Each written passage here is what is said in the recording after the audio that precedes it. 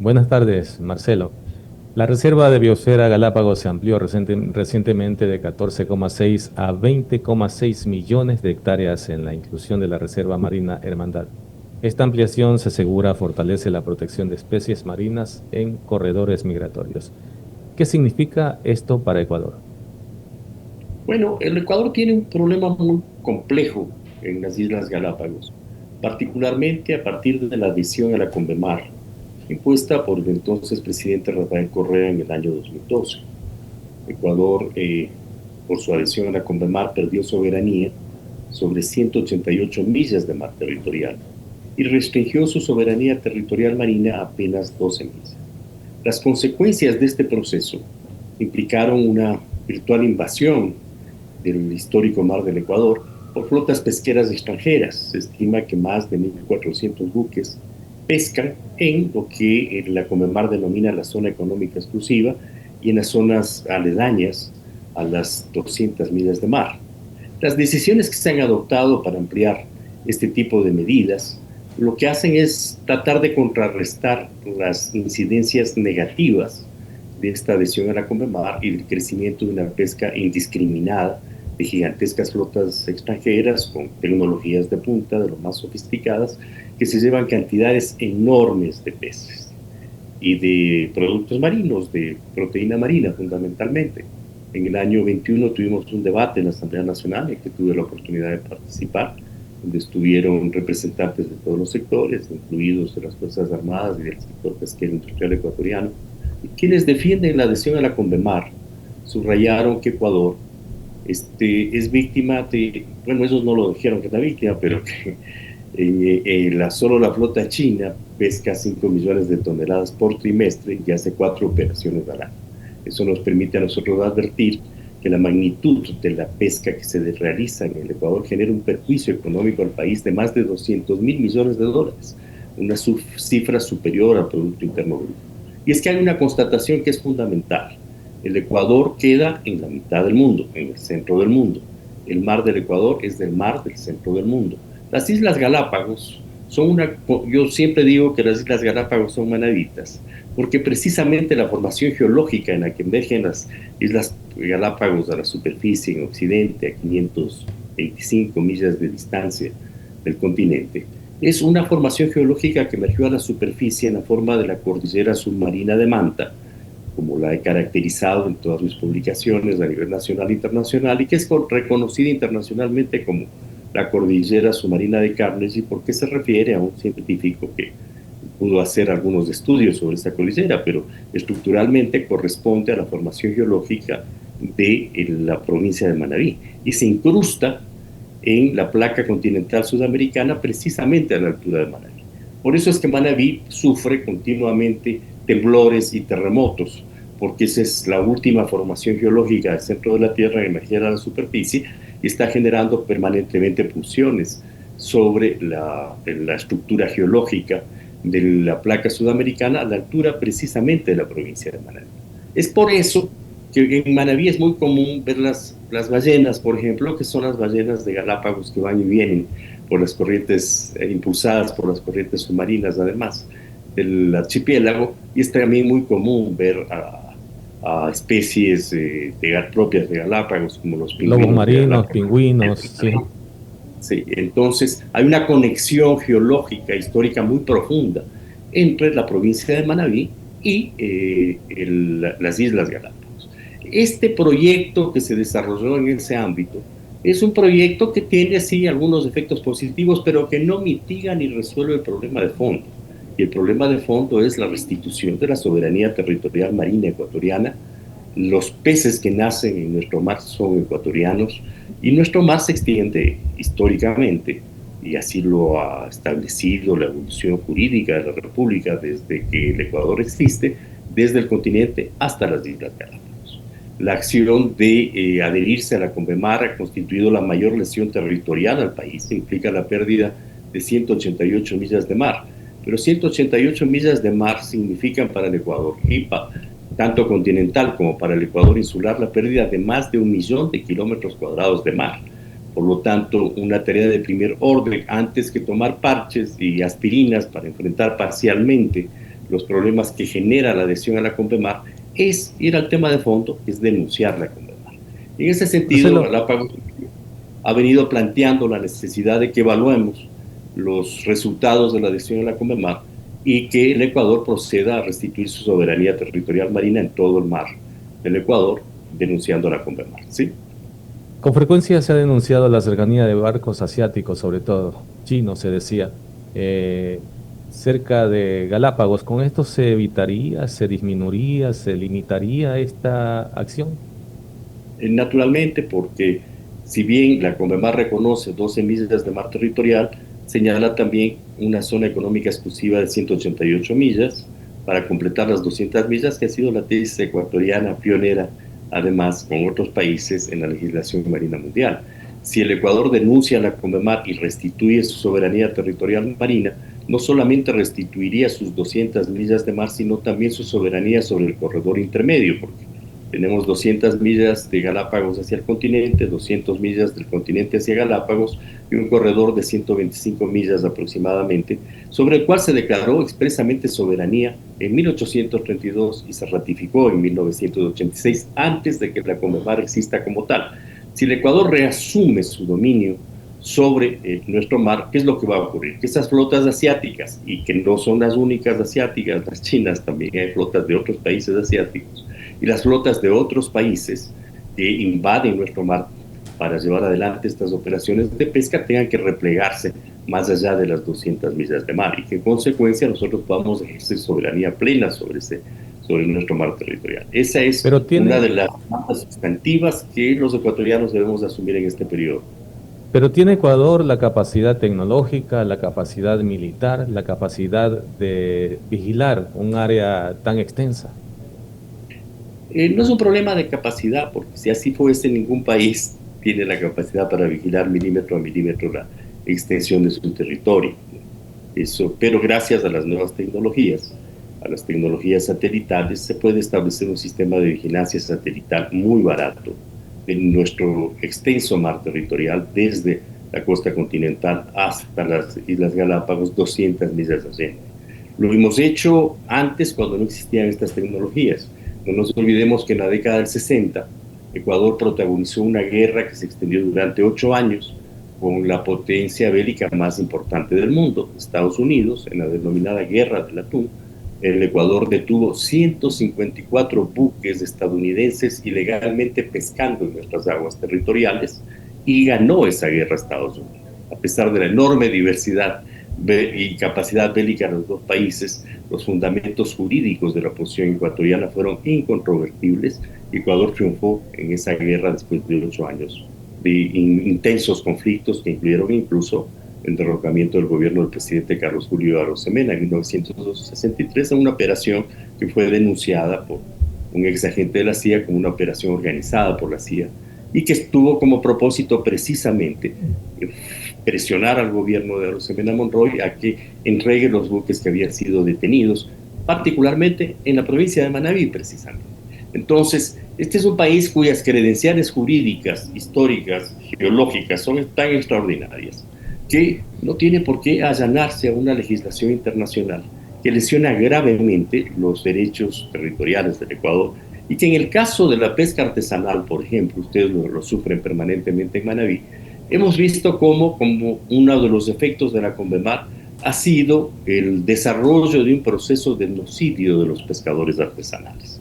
El número de los pescadores artesanales se ha reducido significativamente, lo cual es muy grave porque los pescadores artesanales están ahí no desde ayer ni desde anteayer, están ahí durante siglos y milenios y en consecuencia nadie conoce mejor cómo se comportan las especies, cuándo hay que pescarlas, cuándo no, cuándo están en periodo de maduración, cuándo es pertinente una veda, que precisamente esa población que tiene esos conocimientos naturalizados.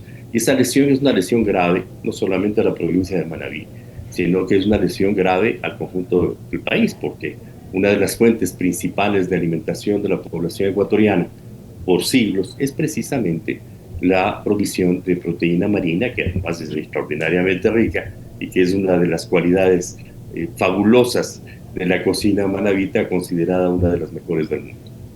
Usted está hablando precisamente de la pesca artesanal, pero ¿qué implicaciones puede tener para la pesca artesanal, para las comunidades locales de pescadores en Galápagos, la ampliación de la reserva marina? Bueno, tiene Me consecuencias. refiero, me refiero a las implicaciones económicas, sobre todo.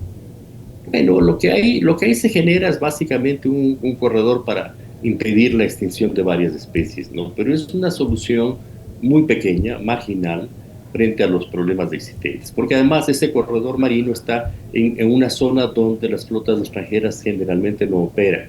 De manera que es un acto como de coexistencia con las operaciones ilegales de las flotas extranjeras, que son lesivas a la soberanía del país si consideramos que la adhesión a la Convemar es evidentemente inconstitucional, que los derechos históricos establecidos por el Ecuador de su soberanía territorial sobre ese amplio mar que tiene más de 1 millón de kilómetros cuadrados, es decir, es 4 veces más grande que el territorio continental de la República, es indiscutible en el derecho internacional. No tendría ningún efecto si el Ecuador por sí ante sí renunciase a un derecho tan fundamental como es el derecho a su soberanía territorial marina, que se hizo lamentablemente en el año 2012 por presión del entonces presidente Rafael Correa. Hoy además nos enfrentamos a un problema adicional.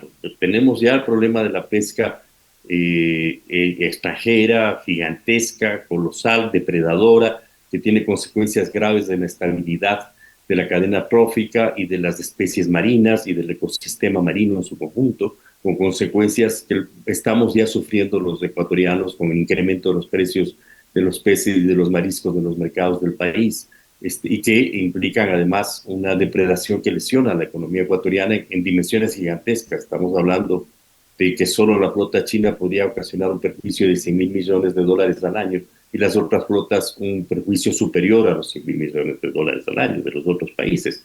Pero además estamos enfrentados a la perspectiva de la instalación de bases militares extranjeras en Galápagos, en un contexto en el cual el crecimiento de las presiones hacia una tercera guerra mundial puede llevarle al Ecuador a una situación de ser uno de los escenarios de un conflicto bélico entre las grandes potencias mundiales, lo cual es inadmisible.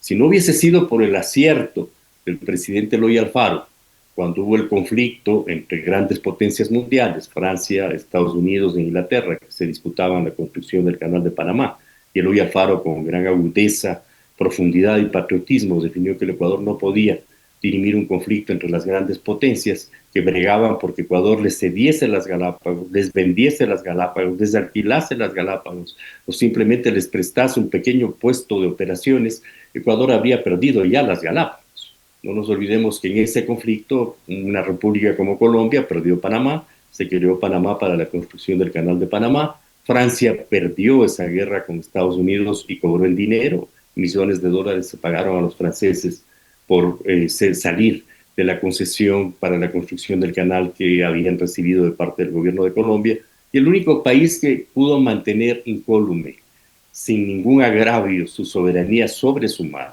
y su soberanía sobre el archipiélago de Galápagos fue el Ecuador, precisamente por esa posición de neutralidad, que es la posición que el Ecuador debe tener. Un pequeño país como el Ecuador no puede incidir, definir ni dirimir un conflicto entre potencias que están debatiendo temas que están fuera del alcance de una pequeña república como el Ecuador. Por lo Pero ya tanto, recordar esta visión de sería, diplomacia internacional de Alfaro es fundamental en este tiempo.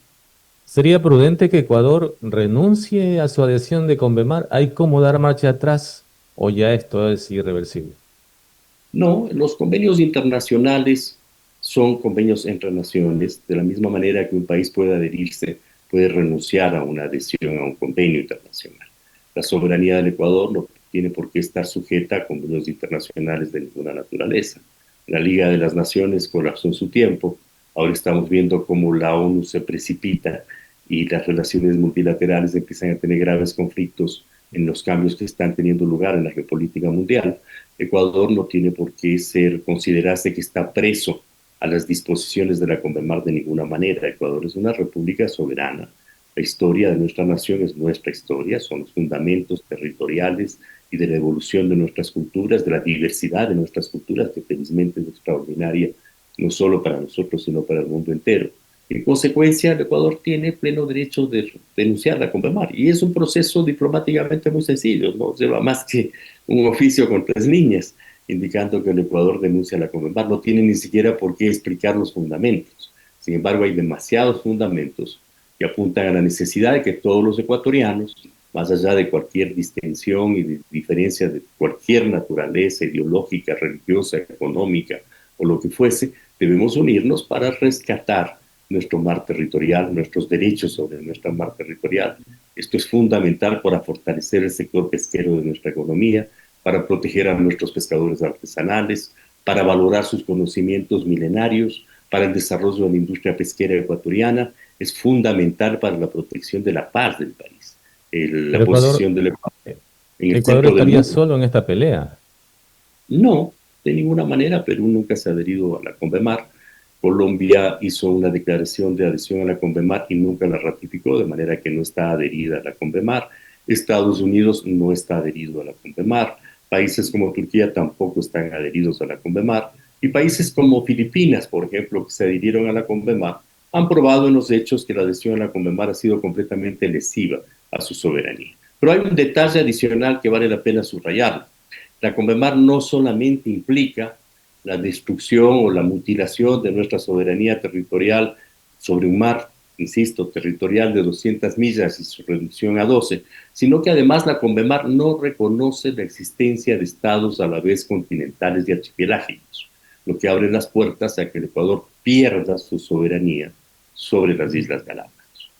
Cualquier potencia del mundo puede pretender llevársenos las Galápagos. Ecuador no tiene la capacidad bélica para enfrentar un conflicto de esa naturaleza. Por lo tanto, es fundamental la denuncia de la CONVEMAR para poder garantizar el desarrollo de nuestras actividades marinas, tratándose de una cultura esencialmente marina. Y una prueba de esas, de que nuestra cultura es una cultura esencialmente marina, es el hecho de que la cocina manabita es una fuente fundamental de la provisión de vida de la población manabita y del país. Es sin duda uno de los elementos sustantivos de nuestra cultura en general. Qué riesgos existen si la ampliación de la Reserva Marina Galápagos, la Reserva de Biosfera, no viene acompañada de políticas reales de control, de educación ambiental, de investigación? ¿De qué tipo de apoyo se necesita de parte del Estado o qué tipo de actividades se requieren para que se cumpla toda esta actividad de control y que no quede solamente un enunciado en una zona que ya la declaramos protegida y hay que protegerla, pero no se hace nada? Bueno, en efecto, en primer lugar, lo que tenemos ahí es el carácter insignificante de una decisión de esa naturaleza frente a la magnitud de lo que significa ejercer nuestra protección sobre nuestras 200 millas de mar territorial, continental e insular, sobre el conjunto de nuestro mar, que es uno de los mares más ricos del mundo. Por su posición geográfica, el mar del Ecuador es como el útero de los mares del mundo. No es accidental la belleza de Galápagos y la extraordinaria diversidad genética de las islas en lo que respecta a sus especies marinas. Es porque es el mar del centro del mundo. No es accidental su importancia geopolítica. Siendo el mar del centro del mundo, las Galápagos son un punto esencial para el control militar de todo el Pacífico Oriental y un punto clave en el control del conjunto del Océano Pacífico. Por eso es que las potencias disputan el control de Galápagos. En este sentido, las medidas que se han adoptado con la ampliación de la reserva en Galápagos son insignificantes. Sin embargo, hay que recordar que hubo aquí un acuerdo financiero mediante el cual se crearon los famosos bonos azules y esos recursos, que son millones y millones de dólares, van en beneficio de un trust registrado en Delaware, que es el paraíso de los paraísos fiscales del mundo, y los beneficios que está generando esta operación financiera no llegan a las Islas Galápagos. Apenas 3 millones de dólares han llegado a las Islas Galápagos, una cifra insignificante frente a la magnitud de este canje de deuda, de este supuesto canje de deuda por naturaleza, que parece más que otra cosa una operación de piratería financiera, usando a Galápagos como una suerte de mascarón de proa para la realización de grandes negocios financieros y no para sostenimiento de los equilibrios ecológicos fundamentales de nuestro mar en el archipiélago, ni para la solución de los problemas fundamentales que la población que vive en Galápagos enfrenta por las distintas contingencias que ha implicado la CONVEMAR. Una de ellas es el crecimiento de la contaminación ambiental. Estos gigantescos buques, hace 2 años estuvimos denunciando, el New York Times de Estados Unidos denunció que una flota pesquera asiática gigantesca estaba operando con una suerte de portaaviones con una capacidad de carga de 750.000 toneladas. Y todo lo que significa la contaminación que generan estos buques y afecta e incide en nuestras islas, tanto que la basura del mar está generando un problema adicional a la vida de las especies marinas y al equilibrio ecológico de nuestras islas. De alguna manera, ¿considera usted, Marcelo, que existe suficiente transparencia en cuanto a lo que se hace, en las decisiones que se toman desde el archipiélago de Galápagos y que se han tomado en torno a todas estas situaciones que usted bien ha mencionado? Es decir, ¿son situaciones que se manejan muy de perfil bajo o deberían de tener mayor presencia a nivel público? Evidentemente, la transparencia es un elemento sustantivo del ejercicio público y del poder público.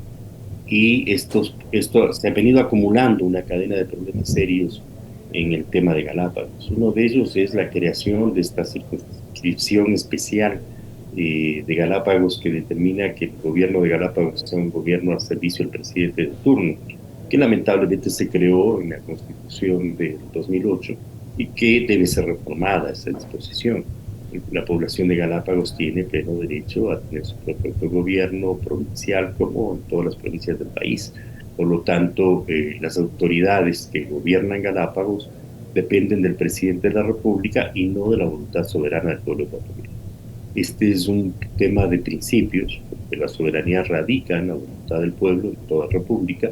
En consecuencia, el gobierno provincial debe ser un gobierno de la población de Galápagos. La población de Galápagos ha sido marginada de su propio autogobierno provincial. Este es un elemento clave. Ahora, el tema de la transparencia, que usted lo señala, es absolutamente sustantivo.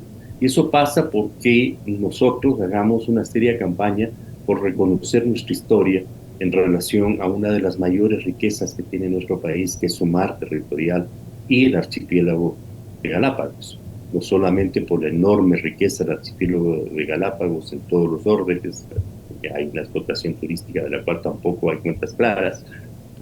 Hay este tipo de operaciones, de estos canjes de bonos azules con naturaleza sobre el cual no existen tampoco cuentas claras, pero también hay los enormes riesgos que se desprenden de los intereses de las distintas potencias del mundo por beneficiarse de una explotación indiscriminada de las riquezas de nuestro mar, que es lo que lamentablemente está ocurriendo con la pesca depredadora desde la adhesión a la CONVEMAR. No nos olvidemos que en el año 18 se detuvo un buque chino que tenía como 6.000 toneladas de peces y entre ellos una innumerable cantidad de tiburones y de especies que son especies protegidas.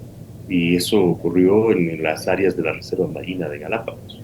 Lo que hay que hacer, evidentemente, es fortalecer nuestro control sobre nuestro mar, garantizar que todos los ecuatorianos comprendamos.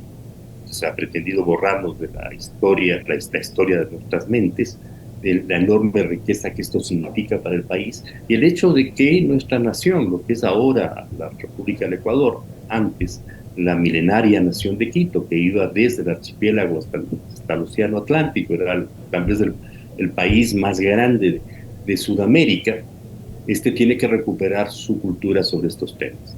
Es importantísimo que Manabí, que es la provincia continental más próxima a Galápagos, que geológicamente está articulada con Galápagos, tome conciencia de las responsabilidades que tiene sobre Galápagos. Manabí tiene que jugar un papel muy importante en la protección de las especies marinas de una parte, tiene que jugar un papel muy importante en la protección de nuestra soberanía territorial marina y tiene que jugar un papel muy importante en lo que ya Eloy Alfaro estableció hace más de 120 años. El hecho de que Ecuador, siendo un país como es, no tiene por qué inmiscuirse en los conflictos que puedan enfrentar a las grandes potencias del mundo. Actualmente es obvio que hay un creciente conflicto entre Estados Unidos y las potencias europeas con los países de Oriente, y que esto puede desencadenar un conflicto bélico de grandes dimensiones e incluso un conflicto nuclear.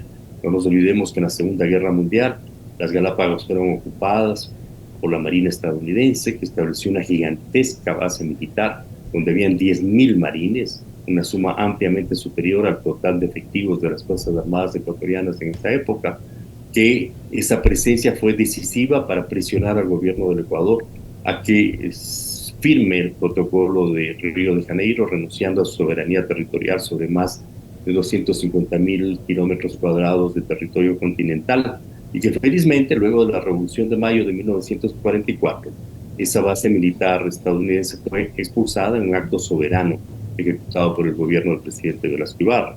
Si eso no hubiese ocurrido en el año 45-46, las Galápagos ya no serían ecuatorianas. Después de esta experiencia histórica, asumir el riesgo de prestar nuestras islas a que cualquier potencia extranjera, por relevante que sea y por amiga que sea o no, establezca ahí bases militares, es un riesgo que amenaza nuestra soberanía sobre las islas y amenaza la vida de los ecuatorianos en las islas y también en el continente.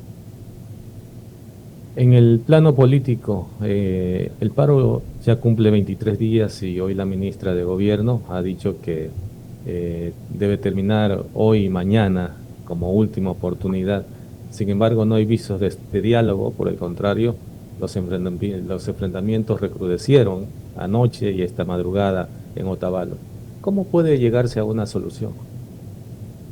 Bueno, el gobierno tiene todo gobierno en todo momento tiene la responsabilidad de garantizar la paz y prevenir acciones de esta naturaleza como paros. Cuando la decisión del presidente Noboa de elevar las tarifas del diésel fue impugnada por el movimiento indígena y la CONAIE y anunció un paro, el gobierno debió haber suspendido la medida y haber establecido una mesa de diálogo para persuadir a los dirigentes de la CONAIE y de la CONAIE de la veracidad y la justicia de su medida, o en su defecto ser persuadido por los argumentos que ellos exponen para oponerse al alza del diésel. En realidad, lo que yo conozco, no existe subsidio al diésel. Esta es una gran mentira y una gran farsa, no construida por el gobierno de Noboa, que se ha venido construyendo durante décadas y que lesiona gravemente no solo a la población indígena, a los pueblos y nacionalidades del país, sino al conjunto de la economía del país, porque en realidad el precio de los combustibles en el Ecuador es un impuesto escondido que desmejora las condiciones de producción y de vida del conjunto de la población. Pero en el caso de la población indígena, el problema es muy grave. Un campesino indígena que vende en 12 centavos una caja de tomates grande, que en los mercados de nuestras ciudades se vende a $12, recibe apenas el 1% del valor en el que se vende su producto. Y con ese 1% tiene que financiar el transporte a la primera línea de intermediación. En consecuencia, cuando se le sube el precio del diésel, esa caja por la que él percibe 12 centavos, deja de percibir a lo mejor 5, 6, 7 centavos. Y con eso, evidentemente, sus condiciones de sobrevivencia y su marginalización y precarización son muy graves. Esa es la causa por la que se ha desencadenado este paro y por lo que los pueblos indígenas se han puesto de pie para exigir que se derogue el alza de los combustibles. Una solución política pasa que el gobierno resuelva estructuralmente los problemas con transparencia y no a través de la violencia. No es un tema que se puede resolver a través de la movilización del ejército y la policía. Esos son recursos artificiales. Las Fuerzas Armadas no pueden ser usadas como un órgano de guerra contra el pueblo ecuatoriano en ninguna circunstancia. Son problemas de orden político y esta crisis lo que revela es precisamente las enormes falencias de conducción política que lamentablemente están caracterizando al gobierno del presidente Noboa. ¿A qué se puede atribuir que esta manifestación, esta protesta, este paro no haya tenido la contundencia, la fuerza que tuvieron los de 2019 y 2022, cuando en realidad se paralizaron otras provincias? Ahora se ha circunscrito en las provincias de Imbabura, un poco en Pichincha y en Carchi. Bueno, en realidad la ola del paro ha tenido una incidencia mayor, ¿no? Ha afectado a provincias amazónicas que han hecho manifestaciones de carácter pacífico, a provincias como Chimborazo, como Cañar, y evidentemente el hecho de que el paro ya lleva 23 días y ha superado en el tiempo la contundencia de los paros del 19 y del 22, revela que la insatisfacción de la población es muy grande y en consecuencia requiere de un análisis serio y de una solución que ponga una solución pacífica al conflicto. No se trata de una solución bélica que confronte a ecuatorianos con ecuatorianos. Eso carece completamente de sentido, y más aún que haya implicado usar a las Fuerzas Armadas en acciones represivas que nunca se justifican, cuando el menú de opciones de liderazgo político que puede tener un gobierno es sumamente amplio, no para que compre adhesiones con chanchos o con tractores o con bonos, sino para que resuelva los problemas estructurales que generan este tipo de acciones. Y mientras no hay un reconocimiento de estas causas, lo que vamos a tener es un gobierno que va perdiendo legitimidad y que se va volviendo cada vez más frágil en las decisiones que adopta. En tanto, no hay oídos abiertos para comprender el drama que vive la población indígena, la naturaleza de su argumentación, y buscar una solución que una al país. Más aún cuando el país enfrenta una crisis de seguridad como la que está sufriendo.